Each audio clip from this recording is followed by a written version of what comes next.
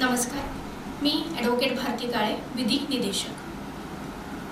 Paper क्रमांक 1, विषय आहे भारतीय दंड संहिता 1860.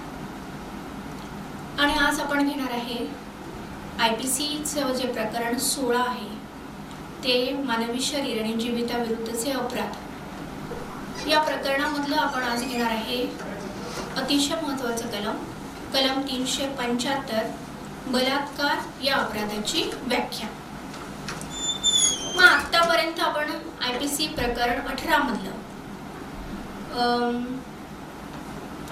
विविध अपराध बघितले, जसं की सदोष मनुष्यवध, कल्पेबल होमिसाइड. त्यानंतर आपण बघितलं कलम 300 खून, मर्डर.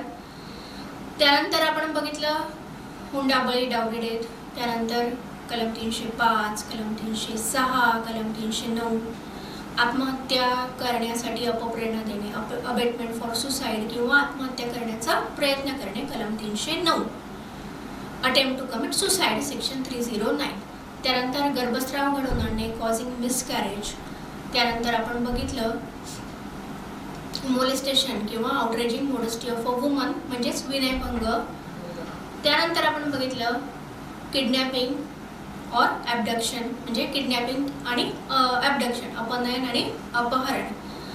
तर आतापर्यंत आपण हे मानवी शरीर आणि जीविताविरुद्ध होणारे असे अतिशय महत्त्वाचे विविध असे अपराध बघितले. आणि आता आपण आज या प्रकरणातली अतिशय महत्त्वाचा अपराधाच्या तरतुदी बघणार आहोत आणि तो अपराध आहे बलात्कार. आणि या अपराधाची व्याख्या दिलेली आहे कलम 375 मध्ये. तर आपण आज बघणार आहे रेप, ऑफेन्स ऑफ रेप, आणि त्याची डेफिनेशन ही डिफाईन केलेली आहे सेक्शन 375 ऑफ IPC. मग आता बलात्कार हा जो काही अपराध आहे, हा अपराध महिलांच्या विरुद्ध होणारा अतिशय घृणास्पद व गंभीर स्वरूपाचा अपराध असून दुर्दैवाने असं म्हणावं लागतंय की कुठल्याही वयोगटातील महिला च्या बाबतीत हा अपराध घडू शकतो. म्हणजे अगदी 4-5 वर्षाच्या बालिकेसोबत सुद्धा घडू शकतो किंवा अगदी वयस्कर महिलेच्या बाबतीत किंवा वयस्कर महिलेच्या विरुद्ध सुद्धा हा अपराध घडू शकतो.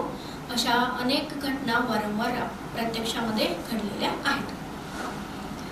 मग आता या संदर्भामध्ये जो काही विविध पातळीवरनं अभ्यास करण्यात आलेला आहे त्याच्यामधून एक निष्कर्ष आलेला आहे की तो असा आहे की बऱ्याचशा घटनांमध्ये, जवळपास 80 ते 90% घटनांमध्ये हा जो काही बलात्काराच्या अपराधामधला आरोपी व्यक्ती ही जी आहे ही पीडित महिलेच्या किंवा तिच्या कुटुंबियांच्या परिचयातली, माहितीतली किंवा ओळखीतली अशी व्यक्ती आहे.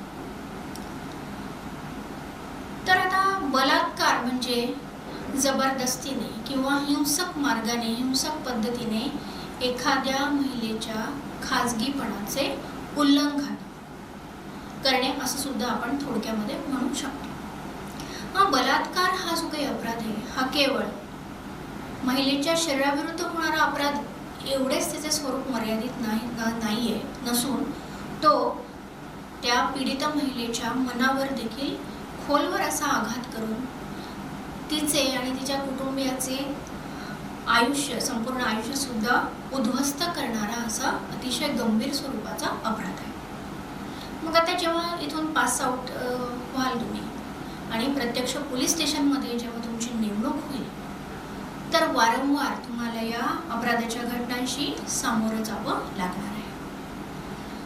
चला, तर आपण आता या अपराधाबद्दल सर्वप्रथम कायदेशीर काय काय तरतुदी केलेल्या आहेत ते जाणून घेऊयात. मग आता सगळ्यात पहिले आपण बघूयात IPC भारतीय दंड संहिता मध्ये बलात्कार या अपराधासंबंधीच्या नेमक्या कुठल्या कलमामध्ये काय काय तरतुदी केलेल्या आहेत. तर बघा, आता जसं मी सांगितलं की कलम 375 सेक्शन 375 जे आहे IPCचं, तर याच्यामध्ये बलात्कार या अपराधाची व्याख्या, डेफिनेशन दिलेली आहे. त्यानंतर कलम 376 अ, 376 अ ब, त्यानंतर कलम 376 ब, 376 क, 376 ड, 376 DA, त्यानंतर कलम 376 DB आणि त्यानंतर कलम 376 E. ही वेगवेगळ्या परिस्थितीमध्ये महिलेच्या विरुद्ध जो काही बलात्काराचा अपराध घडणार आहे तर याच्यासाठी शिक्षा देणारी कलम आहे. म्हणजे आता तुम्हाला गुन्हा हा 376 पासून ते 376 E जी काही परिस्थिती आहे त्या परिस्थितीनुसार योग्य त्या कलमान्वये गुन्हा दाखल तुम्हाला करायचा. मग जर का तुम्हाला योग्य त्या कलमान्वये गुन्हा दाखल करायचा आहे तर त्याच्यासाठी महत्त्वाची बाब कुठली आहे तर याच्यासाठी महत्त्वाची बाब आहे की जेव्हा असा एखादा घटना किंवा असा एखादा बलात्काराचा अपराध घडेल आणि पीडित महिला FIR देण्यासाठी प्रथम खबर अहवाल नोंदवून घेण्यासाठी समजा पोलीस स्टेशनमध्ये आली तर सर्वप्रथम आपलं कर्तव्य काय आहे तर आपलं कर्तव्य आहे की आपण तिला शांत केलं पाहिजे आणि त्यानंतर ती जे काही सांगते आहे ते काळजीपूर्वक ऐकलं पाहिजे किंवा तिने जे काही लिहून दिलेलं आहे तिचा जबाब तर तो जबाब आपण वारंवार आणि काळजीपूर्वक वाचला पाहिजे की जेणेकरून काय होईल जेणेकरून योग्य त्या कलमान्वये आपला गुन्हा दाखल होईल. आले लक्षामध्ये. त्यानंतर IPC मधलं पुढचं जे कलम आहे बलात्कारी अपराधाशी संबंधित तर ते आहे कलम 228A सेक्शन 228A. आता कलम 228 मध्ये काय तरतूद केली आहे तर कलम 228 मध्ये ही बलात्काराच्या अपराधातली जी पीडित महिला आहे जी रेप विक्टिम आहे तिची ओळख तिची आयडेंटिटी उघड करायला कलम 228 ने मनाई केलेली आहे. तर आता हे झालं बलात्कार या अपराधासंबंधी IPC मधल्या काय काय तरतुदी आहेत. मग आता CRPC फौजदारी प्रक्रिया संहितेमध्ये सुद्धा या अपराधाशी संबंधित काही तरतुदी केल्या.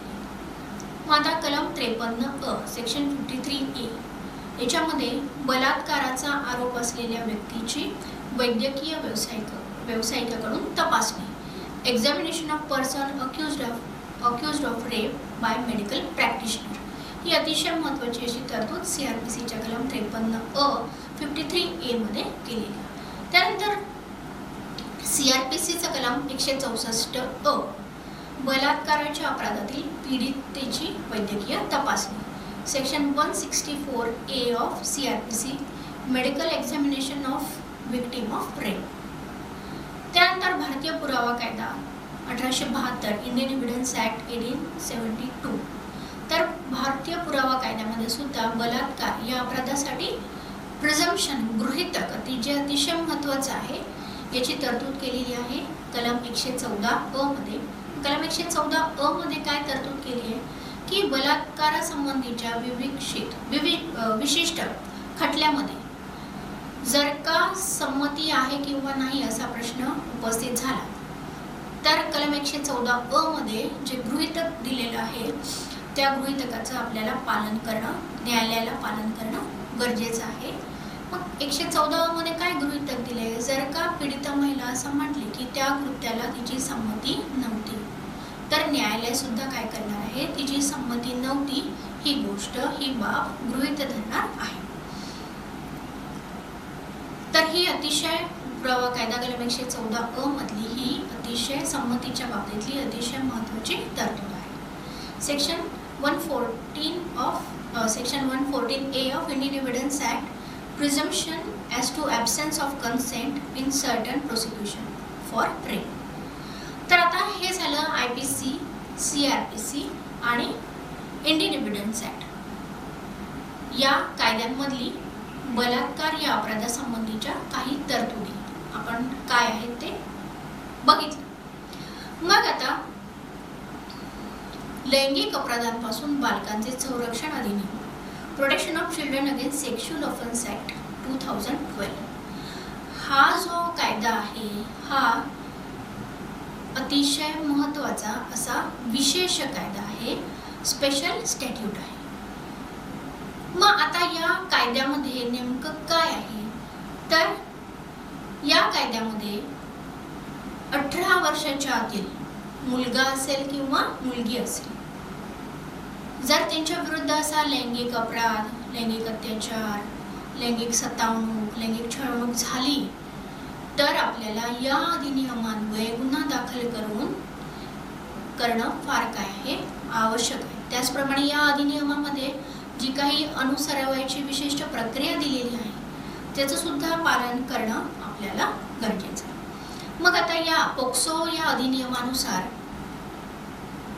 पीडित कोण आहे हे पोक्सोमध्ये नमूद केलंय. तर 18 वर्षाच्या आतील मुलगा असेल किंवा 18 वर्षाच्या आतील मुलगी असेल हे पोक्सो मधले पीडित आहे. ही गोष्ट तुम्ही लक्षात घेणं अतिशय गरजेचं आहे.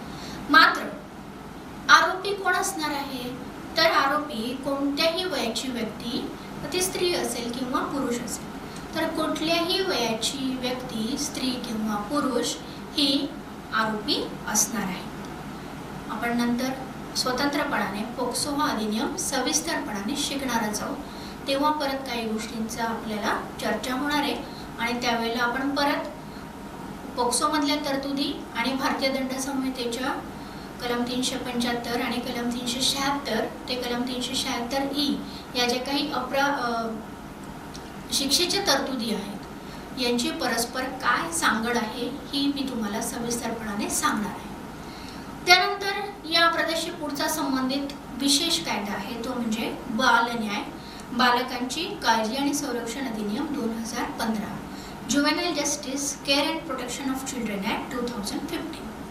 मग आता दोन गोष्टी लक्षात घेणं गरजेचं आहे की बघा, जर या अपराधातील आरोपी म्हणजे बलात्कार करणारी व्यक्ती जर का 18 वर्षापेक्षा कमी वयाची असेल तर आता ज्युव्हेनाइल जस्टिस ॲक्ट नुसार त्या व्यक्तीला विधी संघर्षग्रस्त बालक, child in conflict with law असं म्हटलं जातं. तर त्या व्यक्तीला बाल गुन्हेगार किंवा बाल आरोपी असं आपल्याला म्हणायचं नाहीये. किंवा जे काही आपण डॉक्युमेंटेशन करणार आहे किंवा पोलीस स्टेशनच्या मध्ये ज्या काही आपण नोंदी करणार आहे तेव्हा सुद्धा बाल आरोपी किंवा बाल गुन्हेगार या शब्दाचा आपल्याला वापर करता येणार नाहीये. मग समजा बलात्काराच्या घटनेतला आरोपी असा विधी संघर्षग्रस्त बालक असेल तर मग ज्युव्हेनाइल जस्टिस ॲक्ट नुसार ज्या काही तरतुदी केलेल्या आहेत, उदाहरणार्थ की त्या बालकाला ताब्यात घेणे, अशा बालकाला ज्युव्हेनाइल जस्टिस बोर्ड म्हणजे बाल न्याय मंडळासमोर हजर करणे किंवा त्या बालकाच्या जामीन बेल बाबतचे जे काही तरतुदी आहेत तर याबाबतची जी प्रक्रिया ज्युव्हेनाइल जस्टिस ॲक्टमध्ये घालून दिलेली आहे किंवा त्या कारणासाठी ज्या ज्युव्हेनाइल जस्टिस ॲक्टमध्ये तरतुदी केलेल्या आहेत त्या तरतुदींचं काटेकोरपणाने पालन करून आपल्याला पूर्ण करणं आवश्यक आणि गरजेचं. मग आता हे झालं आरोपीबद्दल. आता समजा पीडित व्यक्ती म्हणजे ज्या व्यक्तीच्या विरुद्ध बलात्काराचा अपराध झालेला आहे, मग तो मुलगा असेल किंवा मुलगी असेल, तर तिचं वय सुद्धा 18 वर्षापेक्षा कमी असेल तर असा 18 वर्षाच्या आतला जो मुलगा असेल किंवा मुलगी असेल तर अशा बालकाला ज्युव्हेनाइल जस्टिस ॲक्टनुसार काळजी आणि संरक्षणाची गरज असलेले बालक, child in conflict with law असे म्हटले जाते. आणि मग अशा काळजी आणि संरक्षणाची गरज असलेल्या बालकाच्या बाबतीमध्ये सुद्धा ज्युव्हेनाइल जस्टिस ॲक्टमध्ये जी काही विहित तरतूद केलेली आहे किंवा त्याच्यासाठी जी काही प्रक्रिया नमूद केलेली आहे त्या विहित तरतुदीचं आणि प्रक्रियेचं आपल्याला पालन करणं अतिशय आवश्यक आहे. तर हा ज्युव्हेनाइल जस्टिस ॲक्ट जो आहे हा सुद्धा आपण सविस्तरपणाने शिकणार आहोत. म्हणजे आता तिन्ही कायदे IPC भारतीय दंड संहिता, पोक्सो लैंगिक अपराधांपासून बालकांचे संरक्षण अधिनियम 2012 आणि बाल न्याय, बालकांची काळजी आणि संरक्षण अधिनियम 2015, ज्युव्हेनाइल जस्टिस ॲक्ट 2015 या तिन्ही कायद्यांचा परस्परांशी काय संबंध आहे हे आपण सविस्तरपणाने शिकणार आहोत. ठीक आहे. तर आता आपण बलात्कार या अपराधाशी संबंधित अन्य कायद्यांमध्ये ज्या काही आणि IPC मध्ये ज्या काही महत्त्वाच्या तरतुदी आहेत हे आता आपण बघितलं. तर आता आपण IPC कलम 375 मध्ये सेक्शन 375 मध्ये बलात्कार, रेप या अपराधाचं हे जे काही व्याख्या किंवा जे काही डेफिनेशनचं सेक्शन आहे तर आता ही आपण डेफिनेशन, ही व्याख्या आपण समजून घेणार. आणि आता जसं तुम्हाला सगळ्यांना माहिती आहे की दिल्लीमध्ये जे काही निर्भया प्रकरण किंवा निर्भयाच्या बाबतीमध्ये जी काही दुर्दैवी घटना घडली आणि त्यानंतर संपूर्ण देशभरामधून जो काही या घटनेच्या विरुद्ध जो काही निषेधाचा स्वर उमटला, तर त्याला अनुसरून केंद्र शासनाने तातडीने एक आयोगाची नेमणूक केली होती. आणि या आयोगाने प्रचलित असलेल्या कायद्यामध्ये अनेक सुधारणा सुचवल्या, अभ्यास केला आणि सुधारणा सुचवल्या. आणि केंद्र शासनाने सुद्धा या आयोगाने ज्या काही सुधारणा सुचवलेल्या होत्या त्या सुधारणांची त्या सुधारणा त्वरित ॲक्सेप्ट केल्या, त्वरित मान्य केल्या.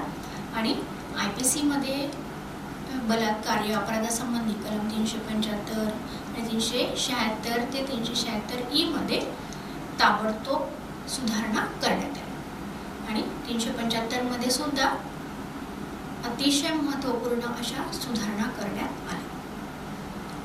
तर आता कलम 375 मध्ये स्पष्टपणे नमूद केल्याप्रमाणे आरोपी हा फक्त पुरुषच असणार आहे. लक्षात घ्या, कलम 375 मध्ये एक्सप्रेस प्रोव्हिजन केली आहे, एक्सप्रेसली प्रोव्हाइड केलं आहे की रेप हा जो काही ऑफेन्स आहे त्यामधला जो अक्यूज आहे तो हा पुरुष असणार आहे.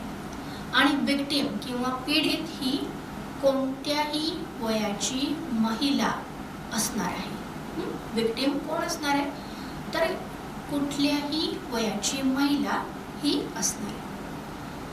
मग आता काय सांगितलेलं आहे नेमकं कलम 375 मध्ये, तर जो कोणी पुरुष, कलम 375 मध्ये जी काही तरतूद केली, तर कलम 375 मध्ये तरतूद केली आहे अ किंवा ब किंवा क किंवा ड मध्ये जी काही तरतूद केली आणि त्या अ, ब, क आणि ड, A, B, C आणि D मध्ये जी काही परिस्थिती नमूद केलेली आहे, तर त्या परिस्थितीमध्ये नमूद केलेले कृत्य जर पुढे वर्णन केलेल्या 7 पैकी कोणत्याही परिस्थितीमध्ये करेल तर त्याने बलात्काराचा अपराध केला असे म्हटले जाईल. आता मात्र तुम्ही स्वतः प्रत्येकाने, प्लीज तुम्ही स्वतः प्रत्येकाने कलम 375 ची ज्या काही अ, ब, क, ड मध्ये, कलम 375 व्याख्या कलम मध्ये अ, ब, क, ड मध्ये जी काही तरतूद किंवा जी परिस्थिती स्पष्टपणाने, अगदी स्पष्ट शब्दामध्ये नमूद केलेली आहे, तर ते तुम्ही प्रत्येकाने स्वतःने वाचणं अतिशय आवश्यक आहे. आले लक्षामध्ये? हे तुम्ही या ज्या तरतुदी आहेत त्या तुम्ही स्वतःने वाचायच्या आहेत. तुम्ही स्वतः वाचणं अतिशय आवश्यक आहे. तर आता या अ किंवा ब किंवा ड मध्ये जे काही परिस्थिती नमूद केली, त्या परिस्थितीमध्ये नमूद केलेलं कृत्य जर आरोपीने स्वतः त्या महिलेसोबत केलं किंवा आरोपीने त्या महिलेला ते नमूद केलेलं कृत्य स्वतः सोबत करायला किंवा अन्य व्यक्तीसोबत करायला भाग पाडलं,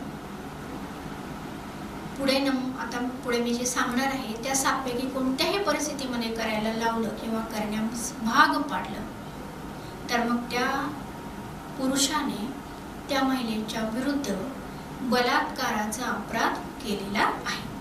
मग आता त्या 7 परिस्थिती कुठल्या आहेत, तर पहिली परिस्थिती तिच्या इच्छेच्या विरुद्ध, अगेन्स्ट हर विल.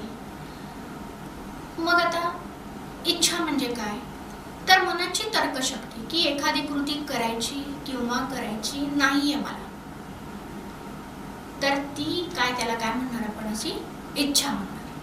तर जर का त्याने ते कसं केलं, तिच्या इच्छेच्या विरुद्ध केलं. किंवा दुसरी परिस्थिती तिच्या संमतीशिवाय, विदाउट हर कन्सेंट. मग आता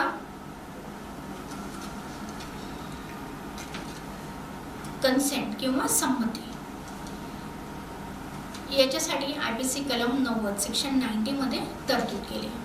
मग IPC कलम 90 सेक्शन 90 काय म्हणतं की कुठली संमती ही अयोग्य संमती असणार आहे? तर बघा, जी संमती भीतीपोटी किंवा वस्तुस्थितीच्या गैरसमजापोटी दिली, किंवा संमती देणारी व्यक्ती मनोविकल आहे, किंवा संमती देते वेळेला ती व्यक्ती नशेमध्ये होती, आणि जर का संमती देणाऱ्या व्यक्तीचं वय हे 12 वर्ष वयापेक्षा कमी होतं.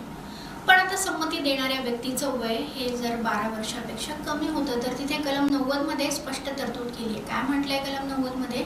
की संदर्भावरून विरुद्ध दिसून येत नसेल तर, म्हणजे एखाद्या कारणासाठी जर का संमती या गोष्टीसाठी एखाद्या विशिष्ट कलमामध्ये विशिष्ट वयोमर्यादा नमूद केली असेल, तर त्या वयोमर्यादेचं पालन करणं आपल्याला गरजेचं आहे.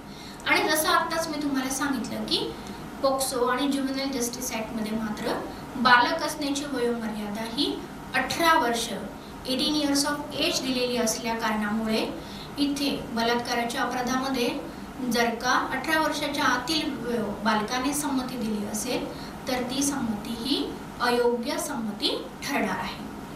आल्या लक्षामध्ये? तर आता इच्छा आणि संमती, विल आणि कन्सेंट, या दोन्हीमध्ये अतिशय हलकी अशी फरकाची रेषा आहे. पण एखादी महिला जर का म्हटली की ज्यावेळेला हे कृत्य घडलं त्यावेळेला तिची इच्छा नव्हती, तर ते कृत्य तिच्या इच्छेच्या विरुद्ध झालेलं आहे.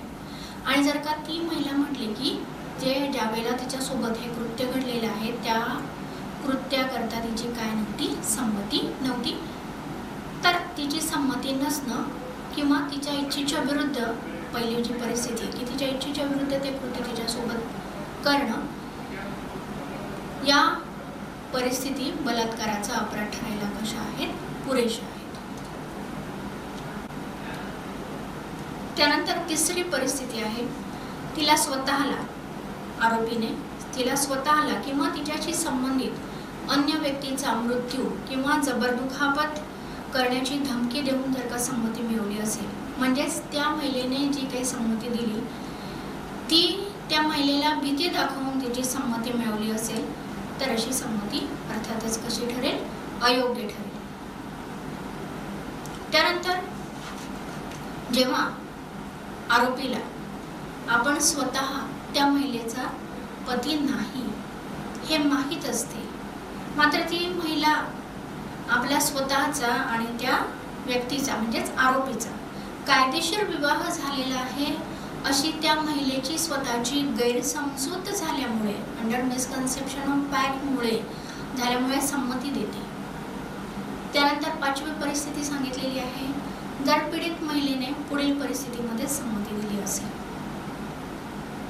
संमती देताना जर ती मनोविकल असेल, त्यानंतर संमती देताना जर ती नशेमध्ये असेल, मग अशा नशा आणणाऱ्या पदार्थाचे किंवा द्रव्याचे सेवन जे आहे ते त्या महिलेने स्वतःने केले असेल, किंवा आरोपीने स्वतः दिले असेल, किंवा अन्य व्यक्तीमार्फत दिले असेल, आणि अशी ती नशेमध्ये असताना किंवा गुंगीत असल्यामुळे आपण कशासाठी संमती देत आहोत, ते नेमकं काय आहे आणि त्याचे परिणाम काय होतील हे समजण्यास जर का ती महिला असमर्थ असेल, तर अशा परिस्थितीमध्ये तिच्यासोबत जे काही कृत्य होणार आहे तर ते बलात्काराचं असणार.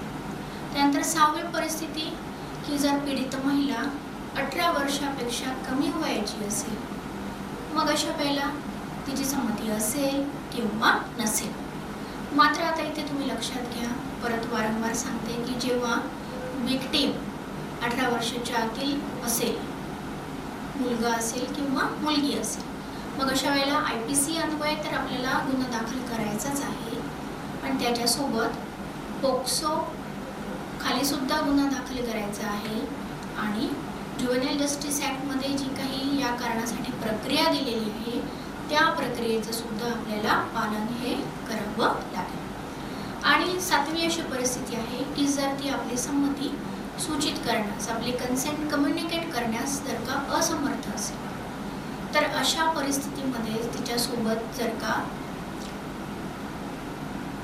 कलम 375च्या ज्या काही तरतुदी ABCD मध्ये जे काही कृत्य सविस्तरपणाने दिलेलं आहे, असं कृत्य जो कोणी पुरुष स्वतः करेल किंवा त्या महिलेला स्वतः सोबत करायला किंवा त्या महिलेला अन्य पुरुषासोबत करायला लावेल किंवा भाग पाडेल, तर त्याने बलात्काराचा अपराध केलेला आहे असे म्हटले जाईल. तर ही आता आपण बघितली बलात्कार या अपराधाची व्याख्या आणि कुठल्या परिस्थितीमध्ये ते कृत्य आरोपी करू शकतो. मग आता कलम 375ला 2 अपवाद आणि 2 स्पष्टीकरणे देखील दिलेली. मग आता हे नेमके 2 अपवाद आणि 2 स्पष्टीकरण काय आहेत हे आपण समजून घेऊ. तर आता आधी आपण स्पष्टीकरण समजून घेणार आहोत. स्पष्टीकरण 1. स्पष्टीकरण 1 मध्ये योनिमार्ग वजायना मध्ये लॅबिया माजोराचा सुद्धा समावेश होईल असं स्पष्ट केलेलं आहे.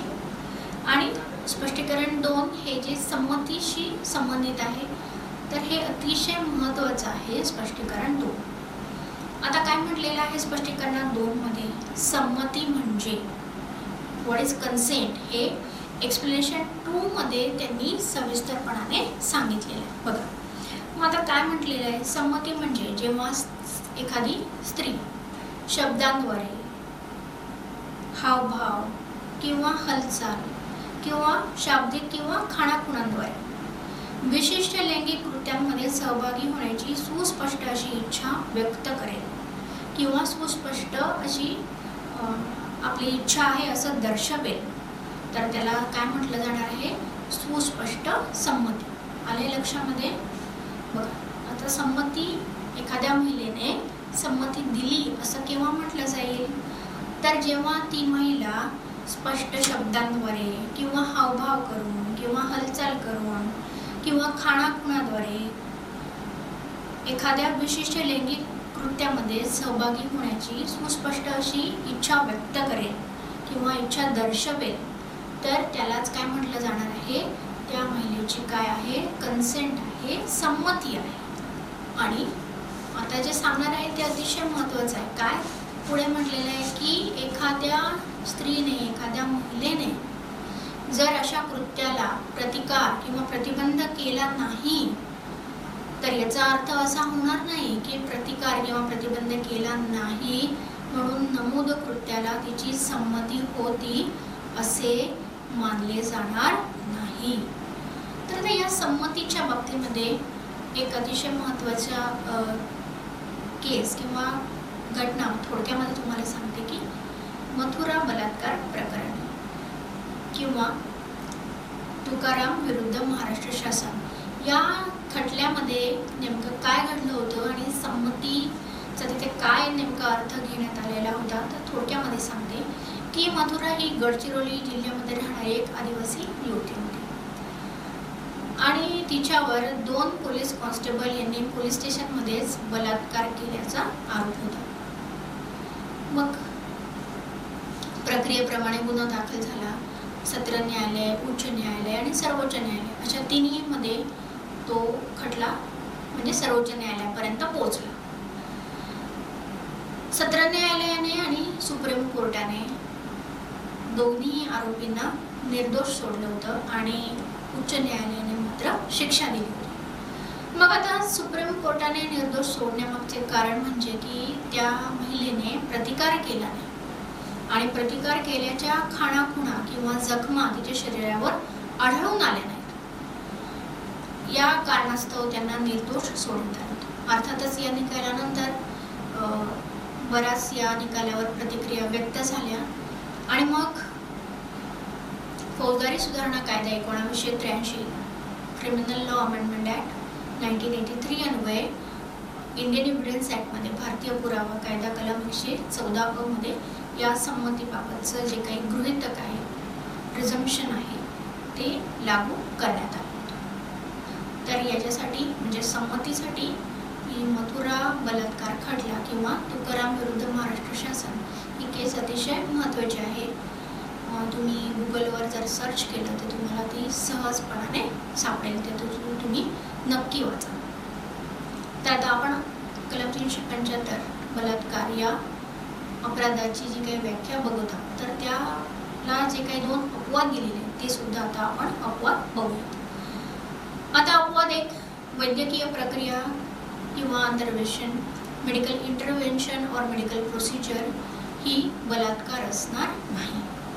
आता याचा काय अर्थ आहे की समजा एखाद्या महिलेचा काही आरोग्यविषयक प्रश्न उपस्थित झाला आणि त्या कारणासाठी तिची वैद्यकीय चाचणी करणं किंवा तिच्यावर उपचार करणं हे आवश्यक आणि गरजेचं ठरलं आणि अशा वेळेला जे मान्यता प्राप्त जे रजिस्टर्ड मेडिकल प्रॅक्टिशनर जे आहेत तर ते तिची जी काही तिला जो काही शारीरिक तिची परिस्थिती उद्भवली तिला बरं करण्याच्या उद्देशाने तिच्यावर जी काही वैद्यकीय प्रक्रिया करतील तर त्याचा समावेश बलात्कारामध्ये होणार नाही. आले लक्षामध्ये.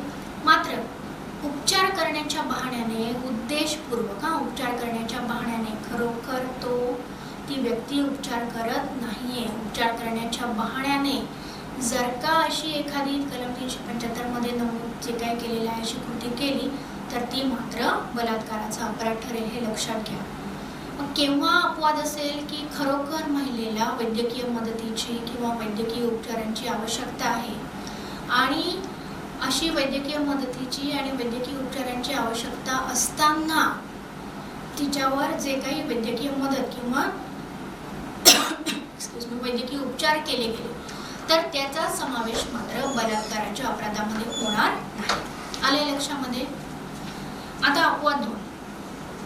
आता अपवाद 2 मध्ये काय सांगितलंय की एखाद्या पुरुषाने आपल्या स्वतःच्या 15 वर्षापेक्षा कमी नसलेल्या पत्नी सोबत, याचा अर्थ त्या पुरुषाच्या त्या पत्नीचं वय किती आहे 15 ते 18च्या दरम्यान आहे. 15 ते 18च्या दरम्यान आहे. तर 15 ते 18 या दरम्यान असलेल्या त्याची जी काही पत्नी आहे तिच्यासोबत त्याने जी काही लैंगिक कृत्य केलेलं आहे किंवा लैंगिक कृती केली तर ती बलात्कार असणार नाही असं अपवाद 2 आपल्याला सांगतात. तर आता 2 गोष्टी सांगते त्या तुम्ही अतिशय लक्षात ठेवणं गरजेचं. बघा, जेव्हा त्या पत्नीचं वय 18 वर्षापेक्षा जास्त असणार आहे तर तेव्हा ते कृत्य 18 वर्षापेक्षा जास्त वयाची पत्नी आहे तर कोणत्याही परिस्थितीमध्ये ते कृत्य बलात्काराचा अपराध ठरणार नाही. कारण मॅरिटल रेप, वैवाहिक संबंधात बलात्कार ही संकल्पना किंवा ही कृती अजून आपल्या कायद्याने अपराध ठरवलेली नाही. आल्या लक्षामध्ये. पण मात्र आता इथे जो काही अपवाद दिलेला आहे तिथे विशिष्ट वयोमर्यादा नमूद केली आणि ती वयोमर्यादा काय आहे 15 ते 18 या वयोगटात. मात्र आता ही जी काही हा जो काही अपवाद दिलेला आहे आयपीसी कलम 375 ला हा जो काही दुसरा अपवाद दिलेला आहे आणि या दुसऱ्या अपवादामधली तरतूद जसं की आता मगाशी आपण बघितलं की पोक्सो कायदा जो आहे लैंगिक अपराधांपासून बालकांचे संरक्षण अधिनियम, तर पोक्सो या कायद्यामध्ये पीडित व्यक्तीचं वय किती सांगितलेलं आहे 18 वर्षापेक्षा कमी वयाची व्यक्ती ही पीडित असणार आहे. आणि आता आपण कलम 375 ला ज्या काही 7 परिस्थिती बघितल्या त्यातली 6वी परिस्थिती काय सांगितली आहे जेव्हा पीडित महिला ही 18 वर्षापेक्षा कमी वयाची असेल तेव्हा तिची संमती किंवा संमतीशिवाय. मग आता अशा वेळेला आणि त्याचबरोबर आपल्या जो काही चाइल्ड मॅरेज प्रोहिबिशन ॲक्ट 2006 बाल विवाह प्रतिबंध अधिनियम 2006 जो आहे तर या बाल विवाह प्रतिबंध अधिनियम 2006 मध्ये सुद्धा कुठल्या 2 वयोगटातल्या व्यक्तींनी विवाह करणे हे कायदेशीर आहे अशी वयोमर्यादा निश्चित करून दिली आहे, विहित करून दिली. मग बालविवाह प्रतिबंध अधिनियम 2006 मध्ये काय वयोमर्यादा विहित किंवा प्रिस्क्राईब केली आहे तर मुलीसाठी तिचं वय विवाहाच्या वेळेला 18 वर्ष असणं 18 वर्ष पूर्ण असणं गरजेचं आहे आणि मुलासाठी विवाहाच्या वेळेला 21 वर्ष पूर्ण असणं गरजेचं आहे. मग आता या कायद्यांमध्ये म्हणजे आयपीसीचा हा जो अपवाद दुसरा आहे पोक्सो आणि बालविवाह प्रतिबंध अधिनियम, तर या तिन्ही मधल्या या ज्या कायद्यांमध्ये परस्पर काय आहे विरोधाभास आहे, कॉन्ट्राडिक्शन आहे. आणि म्हणून ही परिस्थितीला अनुसरून एक इंडिपेंडंट थॉट नावाची जी काही सामाजिक संस्था आहे तर तर या सामाजिक संस्थेने सर्वोच्च न्यायालयामध्ये याचिका दाखल केली युनियन ऑफ इंडिया म्हणजे केंद्र शासनाच्या विरुद्ध। आणि मग सर्वोच्च न्यायालयामध्ये ही जी काही याचिका दाखल झाली होती तर त्या याचिकेमध्ये या इंडिपेंडेंट थॉट या संस्थेने आपले जे काही म्हणणं मांडलं आणि केंद्र शासनाने सुद्धा आपलं म्हणणं मांडलं। तर त्याच्या आधाराने दिनांक 11/10/2015 11th of October 11/10/2017 रोजी सर्वोच्च न्यायालयाने हा जो काही अपवाद आहे IPC कलम 375 ला हा जो काही दुसरा अपवाद दिलाय की पुरुषाने आपल्या स्वतःच्या 15 ते 18 या वयोगटातल्या पत्नीबरोबर लैंगिक जी काही कृती केली आहे ती बलात्कार असणार नाही, हा अपवाद काय केलेला आहे, रद्द केलेला आहे, स्ट्रक डाऊन केलेला आहे। म्हणजे आता याचा अर्थ काय झाला की आता ही कृती काय असणार आहे, बलात्काराचा अपराध असणार आहे। आलंय का लक्षामध्ये की जर का असं झालं पोलीस स्टेशनमध्ये एखादी महिला गुन्हा दाखल करायला आली आणि ती म्हटले की माझा विवाह झालेला आहे पण तिचं वय 18 वर्षापेक्षा कमी आहे, 15 ते 18 या वयोगटातली आहे, तर अशा वेळेला तुम्हाला गुन्हा हा दाखल करून घ्यावा लागेल। मात्र याच्यासाठी सर्वोच्च न्यायालयाने काय सांगितलेलं आहे की CRPC फौजदारी प्रक्रिया संहिता 1973 CRPC मध्ये जे कलम 198 आहे सेक्शन 196 कलम 198 चा पोट कलम 6 सेक्शन 198 सब क्लॉज 6 मध्ये जी काही विहित मुदत घालून दिलेली आहे तर त्या मुदतीचं पालन करणं सुद्धा गरजेचं आहे। मग कलम 198 पोट कलम 6 मध्ये काय म्हटलेलं आहे की घटना घडल्यापासून 1 वर्षाच्या आत विदिन 1 इयर 1 वर्षाच्या आत गुन्हा दाखल करणं आवश्यक आहे। आलंय लक्षामध्ये? तर आता आज आपण काय बघितलं तर आज आपण IPC कलम 375 बलात्कार रेप या अपराधाची व्याख्या डेफिनेशन समजून घेतली।